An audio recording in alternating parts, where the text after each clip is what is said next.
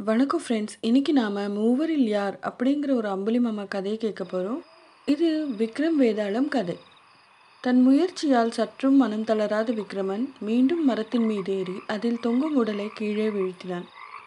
பின்னர் கீழே இறங்கி அதனை சுமந்து கொண்டு அவன் மயானத்தை நோக்கி செல்கையில் அதனுள்ளில் இருந்த வேதாளம் எள்ளி நகைத்து, மன்னனே, நீ எடுத்த வேலையை செய்து முடிக்க தொடர்ந்து முயன்று வருவதை பாராட்டுகிறேன். இந்த பயங்கர நள்ளிரவில் நீ படும் சிரமம் தெரியாதிருக்க உனக்கு ஒரு விறகு வெட்டியின் மகளின் கதையை கூறுகிறேன். கவனமாக கேள் என்று சொல்லி கதையை ஆரம்பித்தது. ஒரு காட்டில் ஒரு விறகு வெட்டி இருந்தான். அவன் தன் மனைவியை இழந்த பின் மகளான நீலாவை வளர்த்து வந்தான்.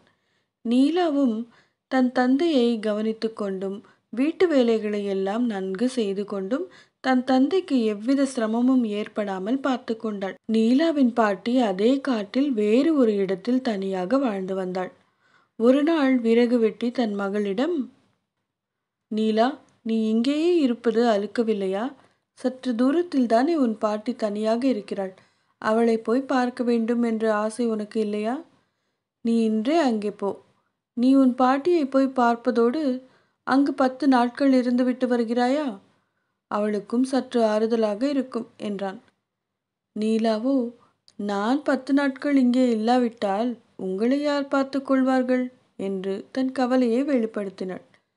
விறகு வெட்டியோ, நீ கவலைப்படாதே, நான் சமாளித்துக் கொள்கிறேன் என்று கூறி அவளை பாட்டி இருக்கும் இடத்திற்கு அனுப்பி வைத்தாள். நீலாவுடன் அவள் வளர்த்து வந்த மைனாவும் சென்றது. அவளோடு மற்றும் பல பறவைகள் செல்லவே அவற்றையெல்லாம் வரக்கூடாது என்று கூறி அவள் தடுத்து விட்டாள். ஆனாலும் ஒரு மரக்கொத்தியும் ஒரு கௌதாரியும் அவள் பின் சென்றன.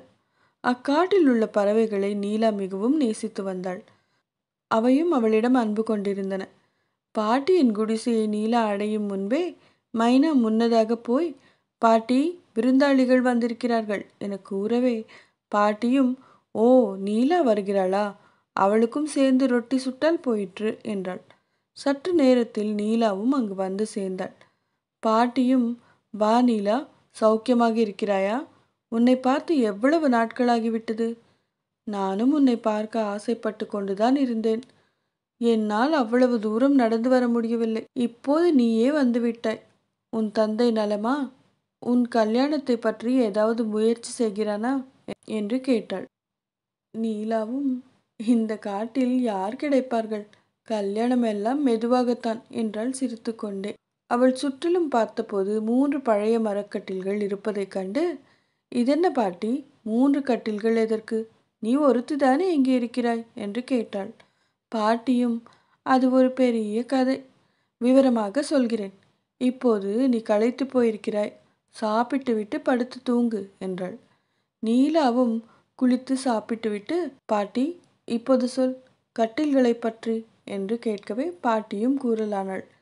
இந்த நாட்டு மன்னனுக்கு 3 புதல்வர்கள். மூவரும் ஒரே சமயத்தில் பிறந்தவர்கள். அவர்களது தாய் அவர்களை பெற்றதுமே இறந்துவிட்டாள். மன்னன் அவர்களை வளர்த்து வருகிறான். ஒருவன் பெயர் பலவீரன், இரண்டாவதவன் அதிவீரன், மூன்றாவதவன் பெயர் மகாவீரன். தாய் இல்லாத மூவரையும் மன்னன் அருமை பெருமையாக வளர்க்கவே அவர்கள் எந்த வேலையிலும் நாட்டம் கொள்ளாமல் இருந்து வந்தார்கள். இதை கண்ட மன்னன் பெரிய கவலை கொண்டான். பெரியவர்களானதும் அவர்களில் யாராவது ஒருவனிடம் ஆட்சி பொறுப்பை ஒப்படைக்க வேண்டுமே. என்ன செய்யலாம் என்று யோசிக்கலானான். பல வேலைகளில் அவர்களை ஈடுபடுத்த முயன்றும் தோல்வியுற்ற அவன் முடிவில் தன் மைந்துனர்களிடம், உங்களில் யார் முதலில் திருமணம் செய்து கொள்கிறானோ அவனுக்கே இந்த நாட்டை அளிப்பேன் என்று சொல்லி பார்த்தான். பல அரசகுமாரிகளின் உருவப்படங்களையும் வரவழைத்து காட்டினான். அவர்கள் அவற்றை எல்லாம் நிராகரித்தார்கள்.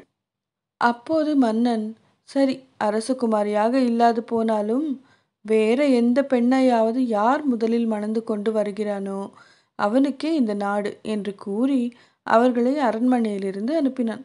அவர்கள் தினமும் அங்கிருந்து கிளம்பி இந்த வீட்டுக்கு வந்து இங்கு சாப்பிட்டு விட்டு இந்த கட்டில்களில் படுத்து தூங்கிவிட்டு மாலையானதும் அரண்மனைக்கு திரும்பி போய்விடுகிறார்கள். அவர்கள் கொண்டு வரும் உணவில் எனக்கு சாப்பிட கொடுக்கிறார்கள். அதனால் பகலில் நான் சமைப்பதே இல்லை. இப்படி பாட்டி கூறியதும் நீலா, சரி பாட்டி, நாளை அவர்களை பற்றி விவரமாக தெரிந்து கொள்கிறேன். இப்போது ஒரு கட்டிலில் படுத்து தூங்குகிறேன் என்று கூறி அந்த பழைய மரக்கட்டில்களில் ஒன்றில் படுத்துக்கொண்டாள். அவளால் அந்த கட்டிலில் படுத்து தூங்க முடியவில்லை. ஏனென்றால் அதில் மூட்டை பூச்சிகள் நிறைய இருந்தன. அவை அவளை கடித்து தூங்க விடாமல் செய்தன.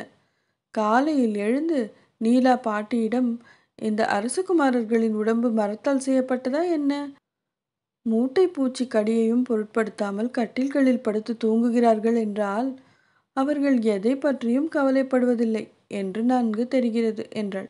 நீலா இரவு முழுவதும் தூங்காமல் மூட்டை பூச்சி கடியால் அவஸ்தைப்பட்டதை கேட்ட மரக்கொத்தி கௌதாரியுடன் சேர்ந்து கட்டில்களில் இருந்த மூட்டை பூச்சிகளை எல்லாம் தம் அலகுகளால் குத்தி கொன்றது. மைனா கூறியதின் பேரிலே அவை அவ்வாறு செய்தன. நீலா வீட்டில் மற்ற பொருள்களின் மீதும் படிந்த தூசியை தட்டி ஒட்டடைகளை எல்லாம் போக்கினாள். வீட்டை கழுவி துடைத்தாள். ஜன்னல்களில் திரைகளை கட்டி மலர் மாலைகளை தொங்கவிட்டாள். உச்சி வேளையின் போது 3 அரசகுமாரர்களும் தம் குதிரைகளின் மீது ஏறி சவாரி செய்தவாறே காட்டில் பாட்டி இருக்கும் இடத்திற்கு வந்தார்கள். அவர்கள் வருவது பற்றி மைனா நீலாவை எச்சரிக்கவே நீலாவும் அவர்களது கண்களில் படாமல் மறைந்து கொண்டாள். 3 அரசகுமாரர்களும் பாட்டியின் வீட்டிற்குள் சென்றதும் அங்கு செய்யப்பட்ட மாறுதல்களை எல்லாம் கண்டு, இந்த பழங்கால வீட்டை இவ்வளவு அழகாக விளங்கச் செய்தவர் யார் என்று பாட்டியிடம் கேட்டார்கள். பாட்டியும், என் பேத்தி நீலா வந்திருக்கிறாள், அவள்தான் இப்படியெல்லாம் செய்தது என்றாள். அப்போது பலவீரன், உன் பேத்தியா? இப்படி அழகு பெற இந்த இடத்தை மாற்றின அவளை நான் காண வேண்டும் என்றான். அப்போது ஜன்னலில் அமர்ந்திருந்த மைனா, இவ்வளவு சீக்கிரத்தில் எங்கள் நீலாவை பார்க்க முடியாத இளவரசே, அதற்கு நீங்கள் கொஞ்சம் காலம் காத்திருக்க வேண்டும். எந்த ஒரு அரிய பொருளையோ மனிதரையோ காண வேண்டும் என்றால் அதற்கான வேளை வர வேண்டும், கூடவே அதிர்ஷ்டமும் வேண்டும் என்றது. ஒரு மைனா பேசுவது கண்டு 3 அரசகுமாரர்களும் ஆச்சரியப்பட்டார்கள். பாட்டியிடம் இதை பற்றி கேட்கவே அவளும், இது என் பேத்தி நீலாவுடன் வந்த மைனா. அவள் பறவைகளுடன் பழகி அவை மனிதர்களைப் போல பேச பழகி வைத்திருக்கிறாள் என்றாள். பிறகு அவர்கள் கொண்டு வந்த உணவிலிருந்து கொஞ்சம் எடுத்து பாட்டி நீலாவுக்கு கொடுத்தாள். நீலா அந்த அரசகுமாரர்களுக்கு ராகி கூழ் தயாரித்து பாட்டியிடம் கொடுத்து அனுப்பினாள். ஒரு நாளும் அரண்மனையில் ராகி கூழ் தயாரிக்கப்பட்டதே இல்லை. அதை குடித்த அரசகுமாரர்கள், ஆஹா அற்புதம், இன்று வரை இப்படி ருசியான ஒரு உணவுப் பொருளை நாங்கள் சாப்பிட்டதே இல்லை என்றார்கள். அப்போது பாட்டி, எங்கள் நீலா இதைவிட ருசியாக இன்னும் பலவற்றை சமைத்து வைக்கக்கூடியவள் என்றாள். அப்படியானால் உங்கள் நீலாவை நேருக்கு நேர் கண்டு பாராட்டுதல்களை தெரிவிக்க வேண்டும் என்றான் அதிவீரன். அப்போது மைனா, எங்கள் நீலாவை பார்க்க சற்று பொறுத்து இருக்கத்தான் வேண்டும் என்றது. அன்று அரசகுமாரர்களால் நீலாவை பார்க்க முடியவில்லை. மாலையானதும் அவர்கள் அரண்மனைக்கு சென்றார்கள். அரசகுமாரர்கள் மறுநாள் உச்சி வேளைக்கு பாட்டியின் வீட்டிற்கு வந்தார்கள். அப்போது நீலா தோட்டத்தில் மலர் பறித்தவாறே பாடிக்கொண்டிருந்தாள். அவளது இனிய குரலை கேட்டும் அழகை கண்டும் மகிழ்ந்த அரசகுமாரர்கள் கைதட்டி தம் பாராட்டுதல்களை தெரிவித்தார்கள். அவர்களை கண்டதும் நீலா வீட்டிற்குள் போய்விட்டாள். அரசகுமாரர்கள் ஒவ்வொருவனும் பாட்டியை தனியே கண்டு, உன் நீலாவை நான் மணந்து கொள்கிறேன் என்றான். பாட்டியும், நீலாவின் அபிப்பிராயம் என்ன என்று கேட்கிறேன் என்றாள்.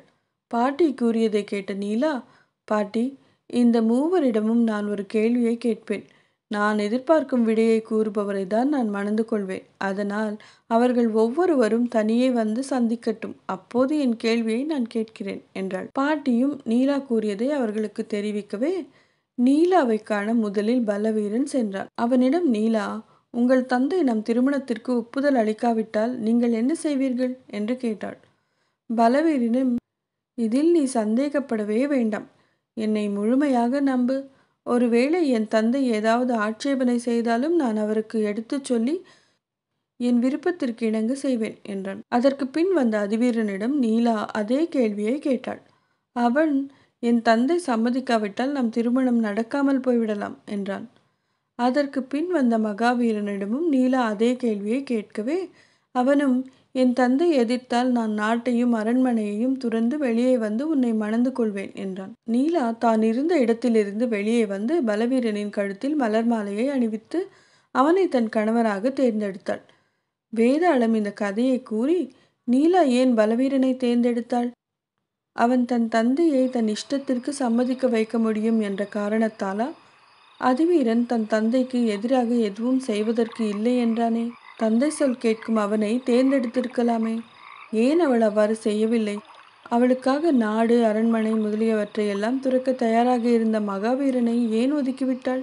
அவள் பலவீரனை தேர்ந்தெடுத்தது எவ்விதத்தில் சரி? எனது இந்த கேள்விகளுக்கு நீ சரியான விடை தெரிந்திருந்தும் கூறாவிட்டால் உன் தலை வெடித்து சுக்கு நூறாகிவிடும் என்றது. விக்ரமனும் ஈழ ஏழை குடும்பத்தில் பிறந்தவள். அவளை மணக்க எந்த சாதாரண அரசாங்க ஊழியன் கூட முன்வரலாம். ஆனால் 3 அரசகுமாரர்களும் தன்னை மணக்க விரும்பியது கண்டு அவள் தன் எதிர்காலம் பற்றி சிந்தித்தாள். மூவரில் யார் ஆட்சி பொறுப்பை ஏற்க தகுதி பெற்றவன் என காணவே அவள் அந்த கேள்வியை கேட்டாள். மகாவீரன் பொறுப்பை உதறி தள்ளிவிட்டு ஓடுபவன் எனக் கண்டு அவனை ஒதுக்கினாள். அதிவீரன் சுயமாக ஒரு முடிவிற்கு வர முடியாதவன் என்பதை அவன் கூறிய பதிலை கொண்டு அறிந்து அவனை நிராகரித்தாள். பலவீரனோ தன் எண்ணத்தை கூறி பிறரை அதற்கு இணங்க வைக்க விளக்கம் கொடுப்பவன் என கண்டாள். இது ஒரு அரசனிடம் இருக்க வேண்டிய இயல்பு. அரசகுமாரனை மணப்பது என்றால் நாட்டை ஆள தகுதி பெற்றவனைத்தான் மணக்க வேண்டும் என்று எண்ணியே அவள் பலவீரனை தேர்ந்தெடுத்தாள். அவளது முடிவு சரியானதே என்றான். விக்ரமனின் சரியான இந்த பதிலால் அவனது மௌனம் கலையவே அவன் சுமந்து வந்த உடலோடு வேதாளம் உயர கிளம்பி போய் மீண்டும் முருங்கை மரத்தில் ஏறிக்கொண்டது. என்ன ஃப்ரெண்ட்ஸ், இந்த கதை உங்களுக்கு பிடிச்சிருக்கோன்னு நினைக்கிறேன். இந்த மாதிரி சுவாரஸ்யமான கதைகளை கேட்க அம்புலி மாமா கதைகள் சேனலுக்கு சப்ஸ்கிரைப் செஞ்சுக்கோங்க. மறக்காம பெல் ஐக்கனையும் அழுத்துங்க. மறுபடியும் இன்னொரு நல்ல கதையோடு சந்திக்கலாம். அதுவரை வணக்கம்.